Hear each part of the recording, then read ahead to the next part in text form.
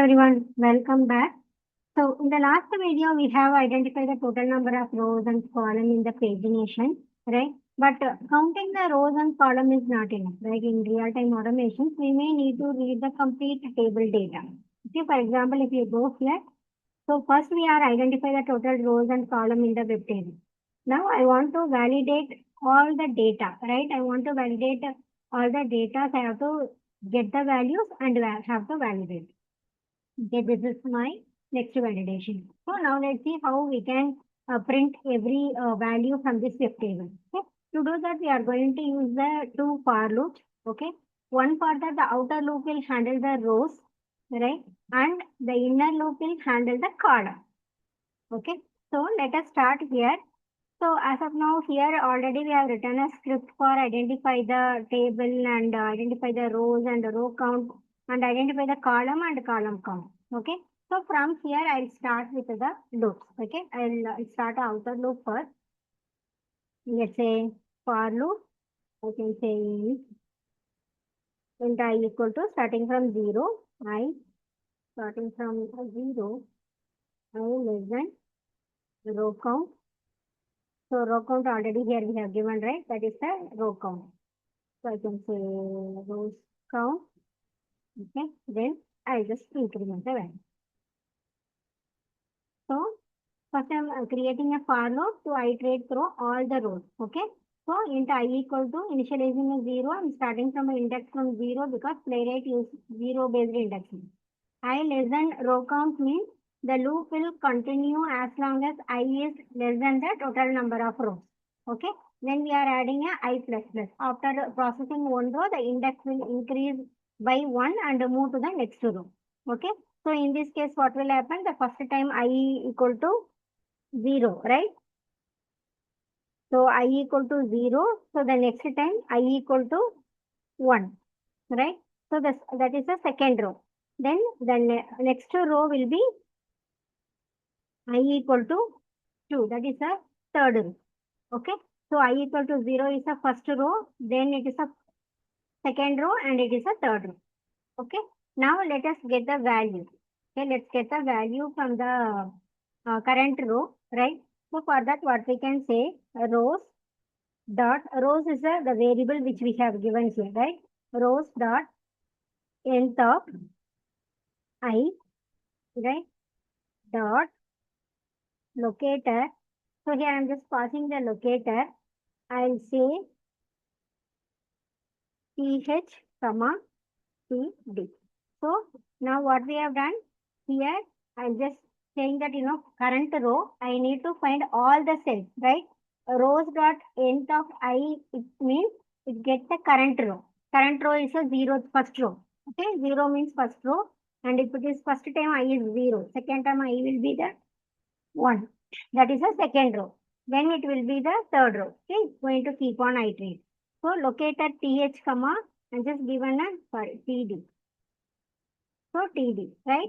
So means inside this row find both table header cells. Th is a table header cell. Okay, th and table data cell. Td is a table data cell. So this statement gives us all the cells belong to the current row. Okay, whether if it is a th or whether if it is a td. Th is a column header. Then it will be the row values. Okay. Then we have to count the cells in the current row, right? So let me store this variable first of all. Let's say locator cells equal to, and just store it in the variable. Now what I need to do, I need to get the cells, right? Count the cells in the current row. So for that, what we can say, cells is this variable, cells dot count. Okay, cells dot count. Let us add column count equal to. So why I am not initializing? I mean, already here we have initialized the column count, right? So this one. So that's the reason I am not adding an int here. Okay. So just we count how many cells are present in the current. So you already have a column count already declared. So I am not added an int again. Okay. So here don't write the int again. Okay, already here we have written. So column count equal to cells dot count. Okay, because we are updating the value for each row. This is important because different rows could potentially have a different number of cells. Okay, that is where here I am creating this one.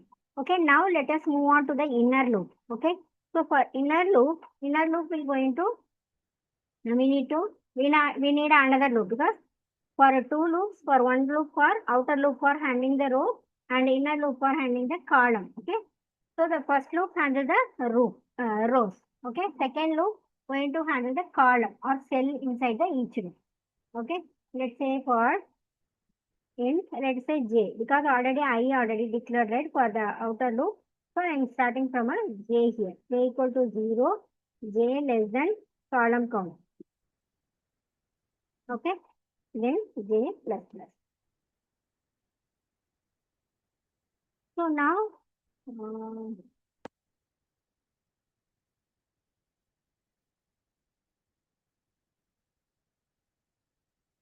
column count. Okay.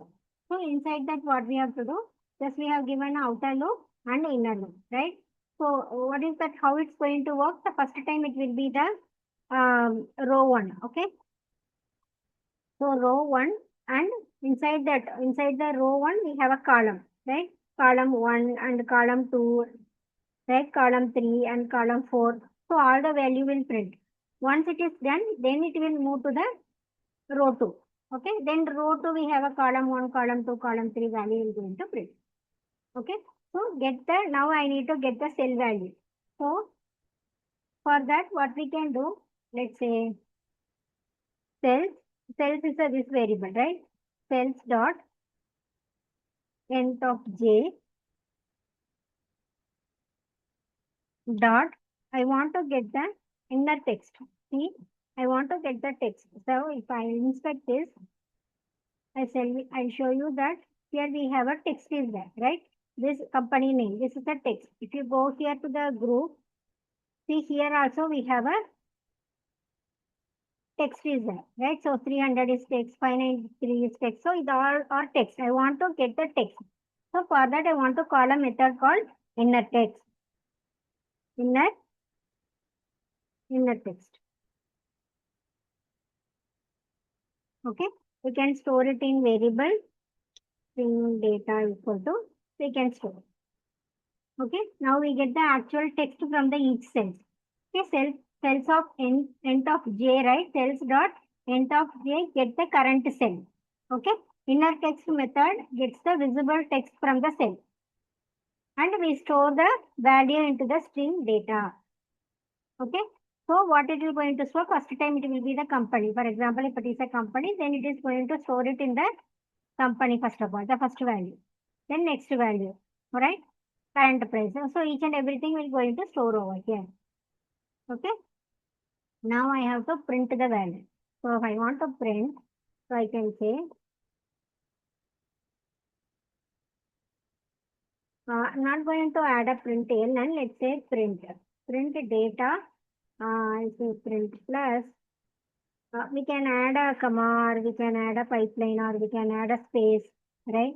Let me add a pipeline because each and every values, right?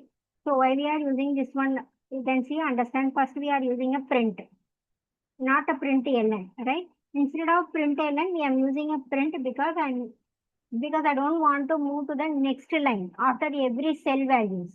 I want all the cells values from the same row to appear on the same line. Okay. So this pipeline, this is just a separator, right? To make the output easier to read. You can give comma or you can give space also. Okay. So how it will be print? It will going to print company name and this pipeline will come and after the current price and after that change, all the things will print over here. Okay. You want to move to the next line, you can print here one line.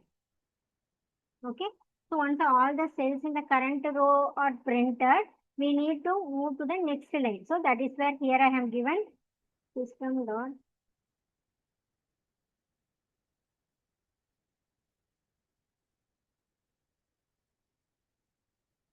Okay. So this is what we need to print. The inner loop print the cells and print ln move to the next row.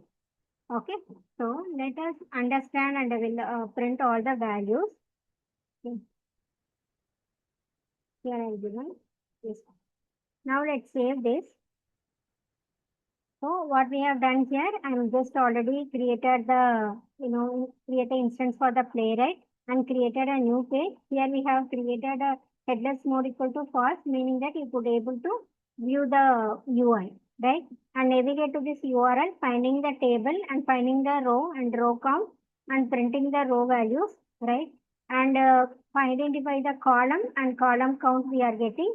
And here we have used two loops, one loop for the rows and one loop for the column. Okay, first time it will be the first row and it's going inside the loop. It will going to print all the values from the particular row. Okay, then it is move on to the next row. So this is the way it's going to iterate and print. Let us run this and see how this is printed. So if you are having a more rows in your page, if you want to print maybe the first 10 rows or 20 rows, that is also you can able to do in the loop. So you can say I equal to 0, I less than row count, right? So there you can add a 10 rows or 20 rows as well.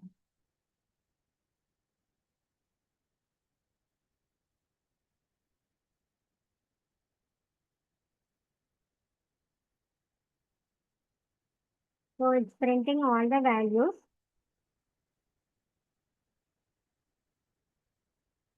See now, you can see that.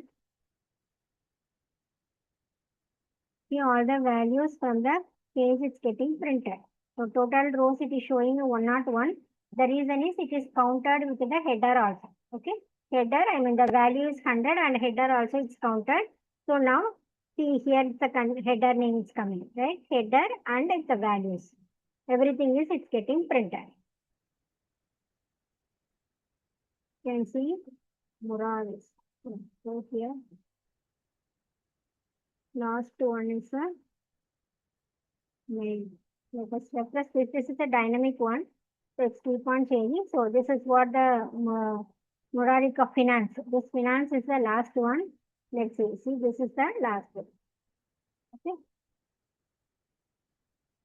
Okay. So this is the way you have to validate it. Okay. So outer loop is responsible for going through each row. Okay.